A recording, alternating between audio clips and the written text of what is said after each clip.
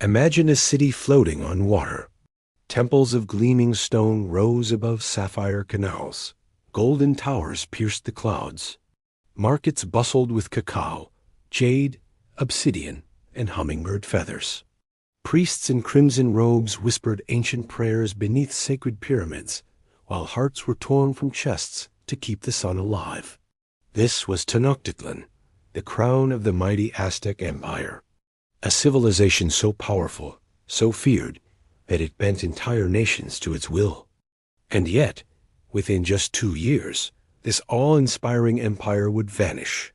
Its emperor would be murdered, its temples razed, its people enslaved, and its gods, once fed with rivers of blood, would be silenced forever. But how? Was it sheer military power that brought the empire to its knees? Or was it something deeper? Betrayal from within, the unraveling of prophecy, or the curse of arrogance? In 1519, a foreigner stepped onto the shores of Mexico. A man with fewer than 600 soldiers, but eyes burning with ambition. Hernán Cortés came not in peace, but cloaked in deceit, carrying steel and fire. Yet he didn't conquer alone. He was aided by native allies, ancient rivalries, and a woman whose name still echoes through history, La Malinche, the translator who would change everything. What unfolded next was not just war. It was a collapse of worlds, where myth met metal and destiny was rewritten in fire. This is a tale of gods betrayed, kings broken, and a city that burned under its own sacred sun. Welcome to Tales Beyond Time. This is The Fall of the Aztec Empire, Betrayal, Blood, and a Burning City. Long before the sails of Spanish ships pierced the horizon, before the clash of steel and obsidian, before gods fell from their altars, the Aztec Empire sensed that something was coming. It began with whispers, then with screams. For years, the high priests of Tenochtitlan had been recording strange, unexplainable signs, omens that chilled the blood of even the most fearless warriors. A column of fire appeared in the sky, burning bright in the darkness for nights on end. A lightning bolt split the great temple of Huitzilopochtli without thunder. Strange lights flickered across Lake Texcoco, and a comet carved a scar through the heavens.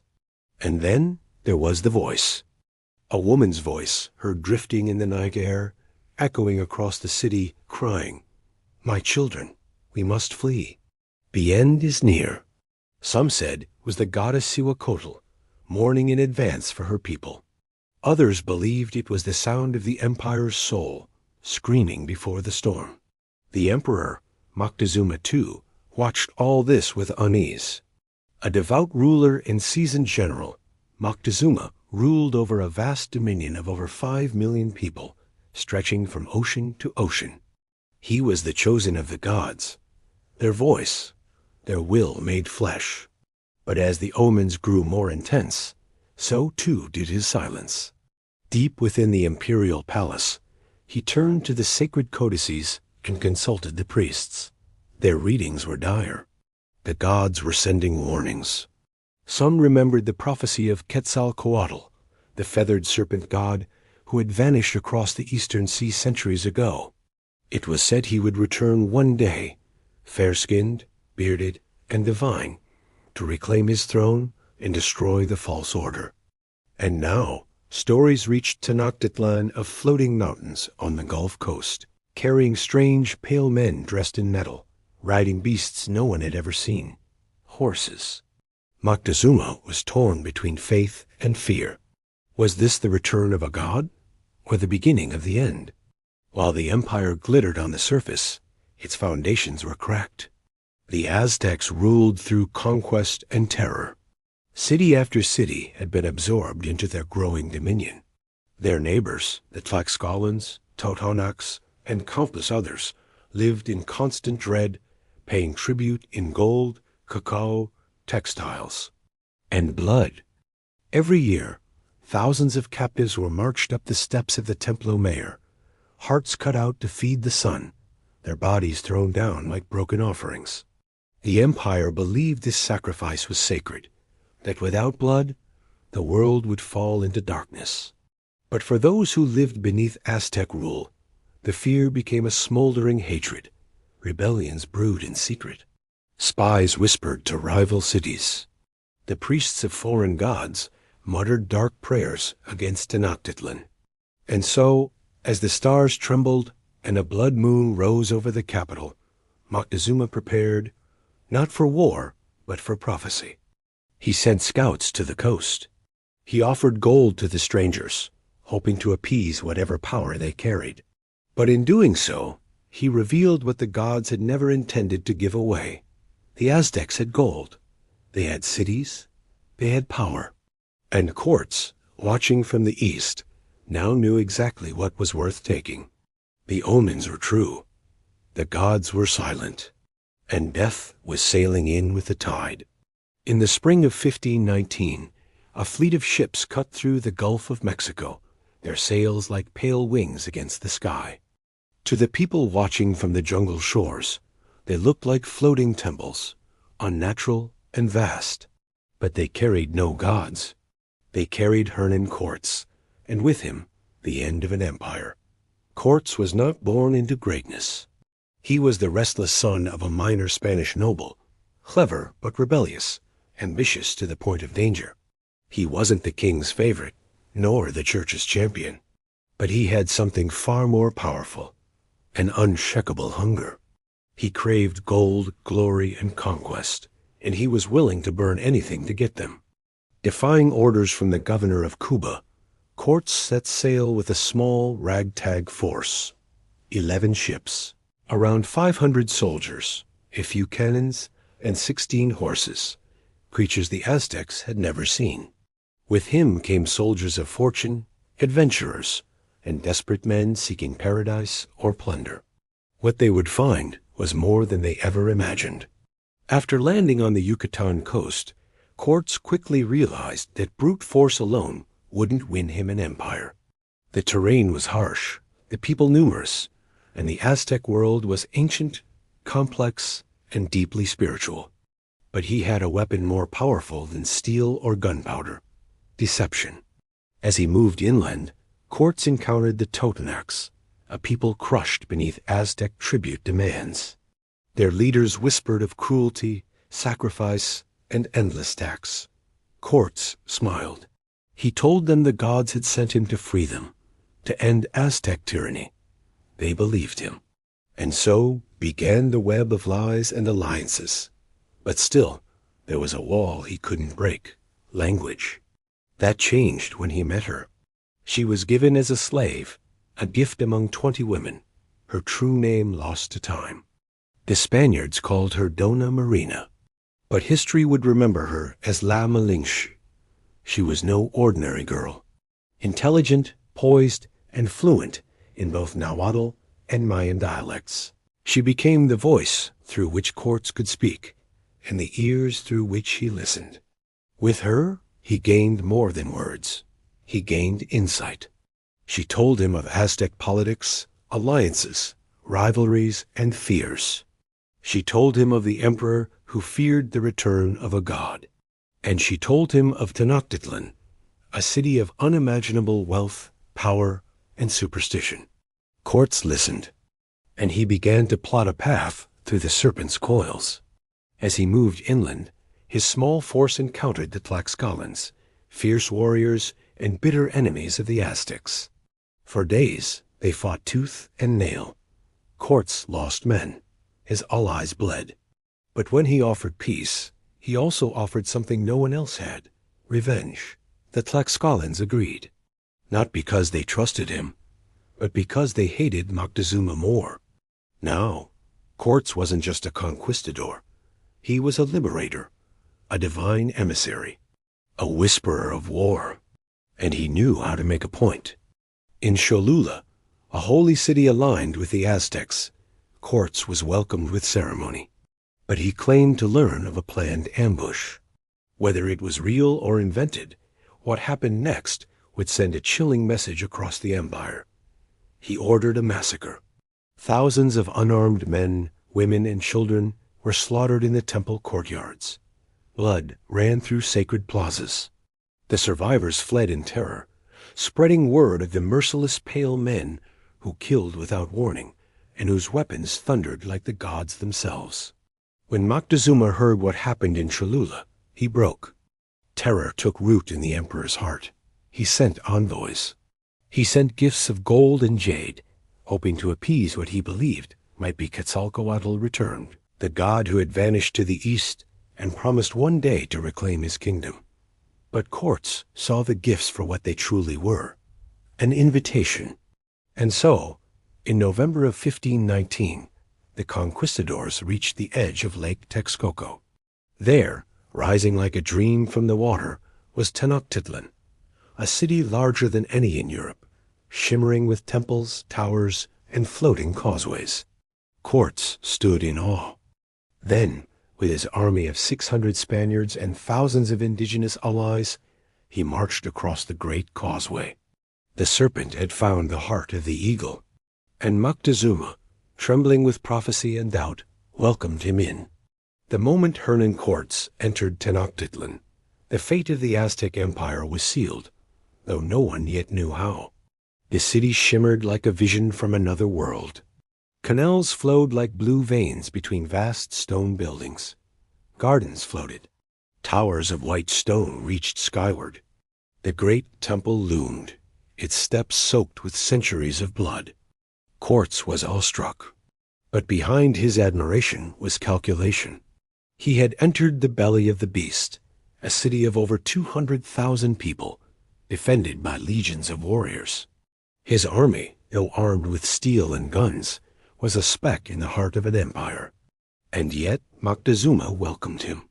The emperor descended from his palace, adorned in feathers and gold, a living god in human form. He greeted Cortes with flowers and a necklace of precious stones. His words were cautious, ceremonial.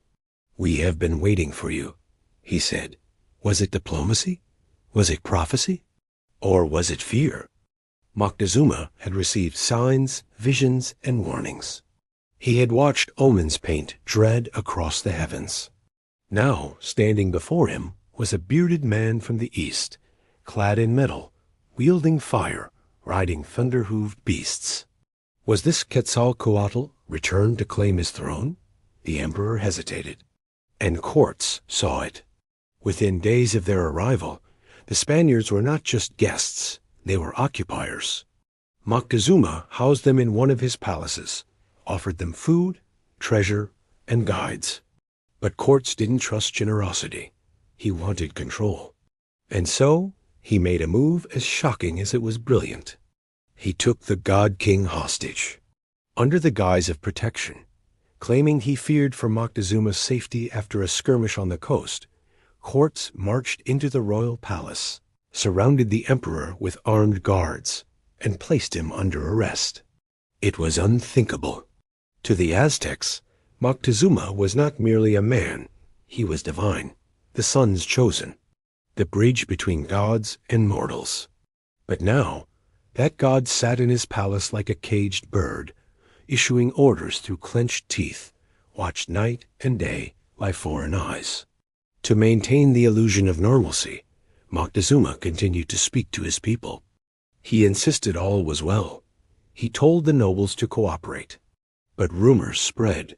The emperor had grown weak, possessed, lost. The divine mask was cracking. Outside the palace, tensions escalated. The Aztec nobles grew restless.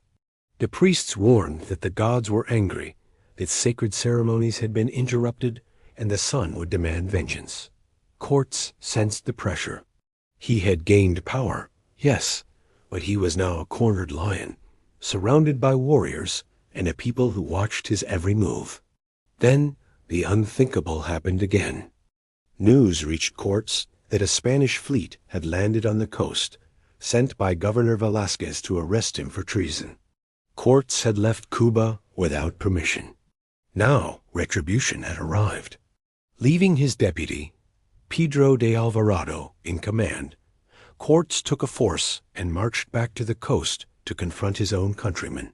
Through cunning and bold assault, he defeated them and convinced many to join him. But while he battled Spaniards, Alvarado committed a massacre that would ignite a fire no water could quench. During the sacred festival of Toxcatl, as Aztec nobles danced in ritual celebration within the great temple courtyard, Alvarado's men struck. They sealed the exits and slaughtered everyone. The plaza turned to a bloodbath. Unarmed nobles were hacked down under the obsidian shadows of the very gods they worshipped. Screams rose into the sky. When courts returned to Tenochtitlan, the city was a volcano on the verge of eruption. The people demanded justice. Warriors mobilized. Priests called for divine retribution. Desperate to regain control, courts forced Moctezuma to address his people from a balcony, urging calm, begging them to stand down. But something inside the Aztecs had broken. They no longer saw a god. They saw a traitor, a puppet. And so they hurled stones and spears. One struck Moctezuma in the head. He collapsed, bleeding and broken. Some say he died from his wounds. Others claim the Spanish, seeing he was no longer useful, murdered him in the dark. No matter how he died, his death shattered the illusion. The living god was dead, and the wrath of a wounded empire was about to explode. The gods had fallen silent. The emperor was dead. And now the people of Tenochtitlan wanted blood. Hernan Cortés and his men were no longer guests or even conquerors. They were trapped invaders, barricaded inside a hostile city, surrounded on all sides by canals, bridges, and a rising tide of rage. The streets of Tenochtitlan, once filled with gifts and welcomes, now hissed with whispers of revenge. Aztec warriors gathered like storm clouds. Drums thundered day and night, and priests painted their faces with death. It was clear the time for diplomacy had ended. The Spaniards, outnumbered and desperate, knew they couldn't survive much longer. They were hemmed in by thousands of Aztec warriors, cut off from food, clean water, and supplies. Disease began to fester in the palace halls, and death crept ever closer. And so, courts made a choice, one of terror and desperation. They would run, in the dead of night, in silence, across the great causeways that stretched over Lake Texcoco. But they would not run empty-handed. The conquistadors packed their armor with gold, jade, and stolen treasure, stuffing it into bags, boots, and breastplates. They believed they could flee with the wealth of an empire draped on their backs. They believed wrong. On the night of June 30th, 1520, under a sky soaked in black rain, the Spaniards crept from the palace, dragging their loot and their wounded, leading horses across narrow bridges. They crossed the Tlacopan Causeway, a narrow path over dark waters, praying for the gods to stay asleep. But the gods had not slept, and neither had the Aztecs. From the shadows they struck. Canoes slid silently from the reeds, filled with armed warriors. The drumbeats began again, not from the temples, but from the lake. Then came the war cries, feral and furious, rising like a curse over the city. Arrows hissed, spears flew. Clubs cracked skulls. The bridge collapsed under weight. Horses bucked and fell into the water. Soldiers slipped on the stone, dragging themselves and their gold beneath the surface. Men screamed as obsidian blades sliced them open, while others sank, their bodies dragged down by greed itself. The lake turned red. It was chaos, a massacre under moonlight. Dozens of Spaniards drowned. Others were pulled from the water and sacrificed on temple steps while still alive. Cortés himself barely escaped, wounded and grieving. The survivors stumbled into a nearby grove of trees on the lake's edge. According to legend, Cortés found a massive ahuehuet tree, a sacred cypress, and sat beneath it. There, surrounded by corpses and shadows, he did what no one had ever seen him do. He wept. The mighty conqueror, who had brought down kings and burned cities, cried for what he had lost, his men, his pride, and perhaps the illusion that he could tame this ancient world. It became known as Le Noche Triste, the night of sorrows. A night that shattered the myth of Spanish invincibility. A night that proved the Aztec heart still beat with fire. A night where gold became a curse, and greed drowned its masters. But even this was not the end. Despite the devastation, despite the betrayal, the bloodshed, and the tears, Cortés did not retreat forever. He would rise from the mud and the dead with a new fury, a greater army, and an even darker plan. He had seen the might of Tenochtitlán. Now he would return, not to flee again, but to burn it to the ground. Tenochtitlán burned. Starved and under siege, its people fought until the last temple fell. Cuauhtémoc was captured, tortured, and hanged. Cortés rebuilt the city as Mexico City, but beneath its streets lay gods, bones, and ghosts. Gold brought no peace, only betrayal, disease, and death. La Malinche vanished into myth. The Aztecs were declared gone, yet their spirit lived on in whispers, in names, in blood. History crowned a conqueror, but memory mourns a fallen world. Empires fall, but echoes endure. Beneath modern streets, the past still speaks. Listen closely, because here, time doesn't forget. It only waits.